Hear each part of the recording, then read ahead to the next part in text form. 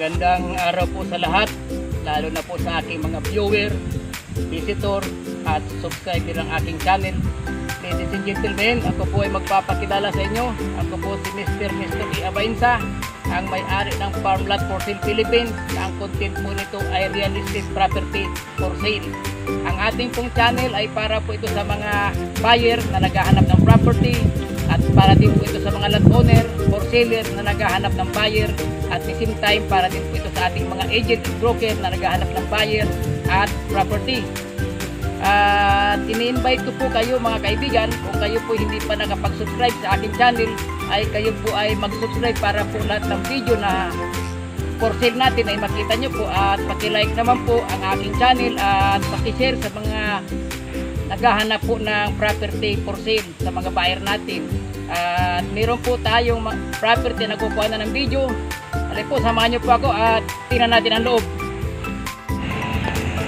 Ladies and gentlemen, ang property po natin na kinukuha ng video ay naka-location po ito sa Tandang Kutyo, Tanay, Rizal.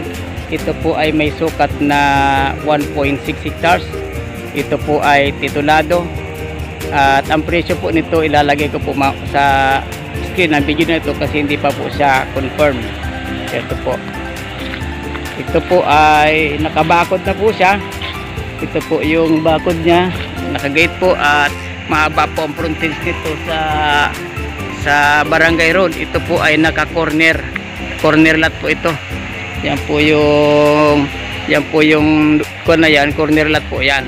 Yan o, naka-corner lot po tayo. At sa lugar po ito ay napakadami pong tanim sa loob ng property na ito. Ito po ay meron po tayo ditong supply ng kuryente. Yan po yung ating poste ng kuryente. At available din po ang tubig sa lugar na ito. Sa lugar po ito mga kaibigan ay may signal po dito ang cellphone. At pati po ang data dito ay malakas. At ang lugar po ay peaceful po ang community. Dahil ito po ay nasa loob ng community. Marami pong bahay dito at may mga malalaking farm po ang lugar na ito. Yan po yung bakod natin, naka-barber lang po tayo. At hanggang dito naman po yan. Yan po yung hangganan natin. Yan po ang bakod, nakapalibot na. Yan po, street po na yan ay nakabakod na po yan. Yan po nakabakod na. Yan, balikan po natin yung loob. Ito na po yung mga katabi niya. Mga manggahan po, mga mango farm, lalaki po ng mga mangga dito. Sa ngayon po may mga bunga mangga na yan. Pasukin po natin ang loob ng property. Tingnan po natin kung ano-anong mga tanim ang nasa loob ng property na yan. At ito pong property na ito ay flat po ito mga kaibigan. Patag na patag po ito. Property na ito. At marami po ako nakikitang mga guyabano. At meron po tayong mga nara. At iba't ibang klaseng prutas, marami pong kasoy. Kaya pasukin na lang po natin ang loob ng property para makita po natin. Yung po doon banda ay marami pong langka. Dito naman po ay guyabano po ito, guyabano. Yan. At ito po, may guyabano tayo dito. At meron pa po tayong dragon fruit. Ang ganda po ng dragon fruit. Yan po dragon fruit. Oh. Ito naman po ay kasoy. Yan ay kasoy po yan. Yan po yung mga maraming guyabano. Yan mga guyabano po, mga guyabano, dahil po mga guyabano. Yan po yung mga may mga dalandan po tayo. At pasukin po natin dito. Ito po, meron po tayong mga langka, marami pong bungang langka. Daanan po natin dito yung mga kwan. Ito po sinigwilas po ito. Idaan lang po. Oh, shout out sa inyo. Sige lang, tuloy nyo lang yan. Hindi yan. Ito po ay kompo ito. Ito yung atipolo. Yan. Ito naman po ay mga nara po ito. Yan. May malaki po dito mangga. Ito mga mangga natin malaki na. Ito po yung ating mga mangga. Yan po mga edad po yan 15 to 20 years old ang mangga na yan. At lilibutan po natin ang loob ng property. Yun naman po ay santol po ang lugar ng puno na yun. Ito po ang nakabakod na po ang property natin. Kaya safe na po ang property. Ito po ay mangga. Yan. Ito naman po ay kamyas. Kamyas po ito. At ito po meron po pong guyabano. Yan, kuhanan po natin ang buong property. Ladies and gentlemen, ulitin ko po, ito ay 1.6 hectares land title. Location po nito ay Tandang Kutyo, Tanay Rizal, at flat land po ito. Yan po. Ito mayroon pa po tayong herbal medicine, lagundi. Yan naman po ay kanyan. Yan ay kasoy. Kadami po. Dito po yung mga mangga, malaki mga mangga natin. Mga edad na po ito, mga 20 years old. Lalagpas na lang, di po mababa. Ito po may mga bayabas po tayo mga kaibigan, mga bayabas po yan. Lagot ka sa akin ng bayabas ka mamaya. Ito po ay mangga. Hindi po bababa sa 20 years old ang edad nito. Ito naman po ay santol ito. Ito po yung bignay na sa Baguio, marami po tayo matatagpuan nito at ginagawa pong alak yan. Yan po yung bignay. Yan. Shout out po sa lahat ng mga investor, mga buyer. Ito po yung santol natin mga kaibigan, may bunga po yan. Abot kamay lang po ang bunga. Yan po. Yan, abot kamay lang.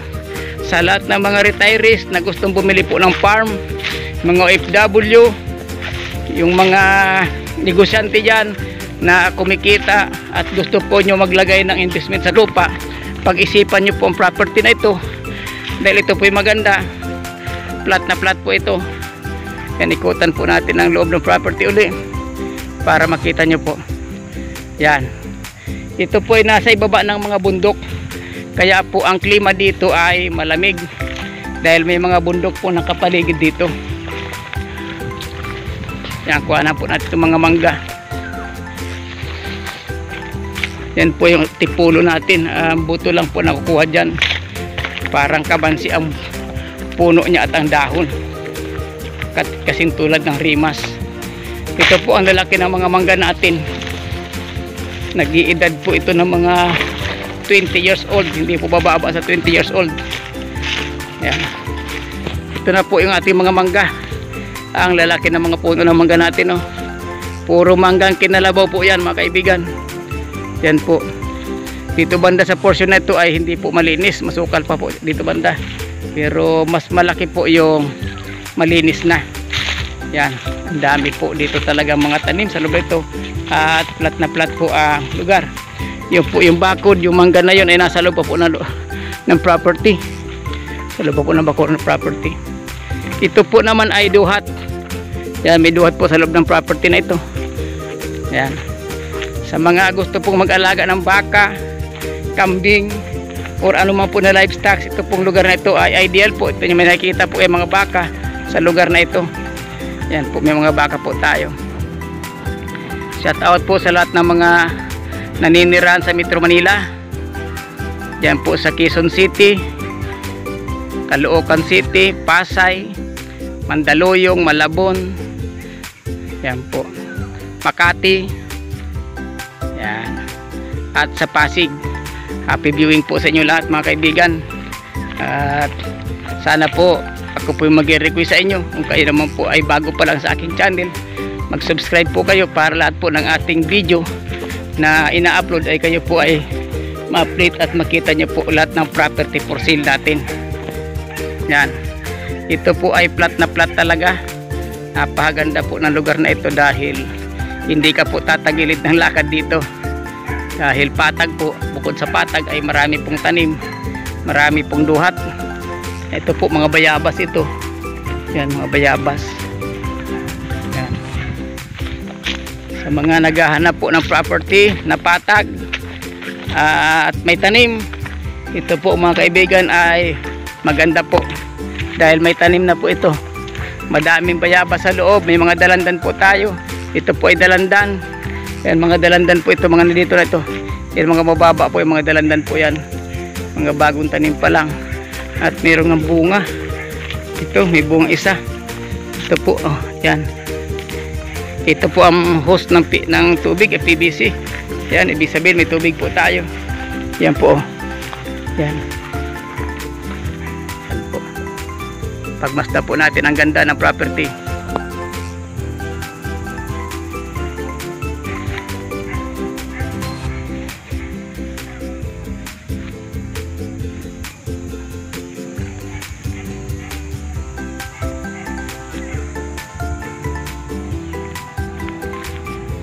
Yun po yung mga atswiti banda doon. Atswiti.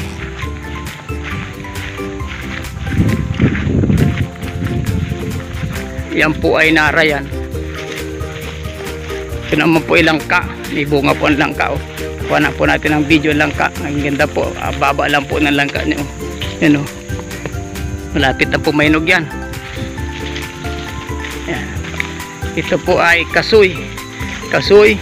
Guyabano. Yan. Hanggang dito na lang po mga kaibigan, ladies and gentlemen. Happy viewing po at good luck sa inyong lahat. Oh, ito po mga kaibigan ang source ng tubig dito sa 1.6 hectares. Meron po siyang sariling tubig. At ito po ay potable water. Yan po yan. Yan, umaandar po siya ngayon. Kaya hindi po dito problema ang tubig. Yan po. Yan po yung ating source of water. Saan pa? Meron pa? Sabi yan po. Kabila. Dalawa. Sa kabila na po yung may-ari. Iba naman may-ari doon. Yan po, may mga alaga po tayo, mga native na baboy.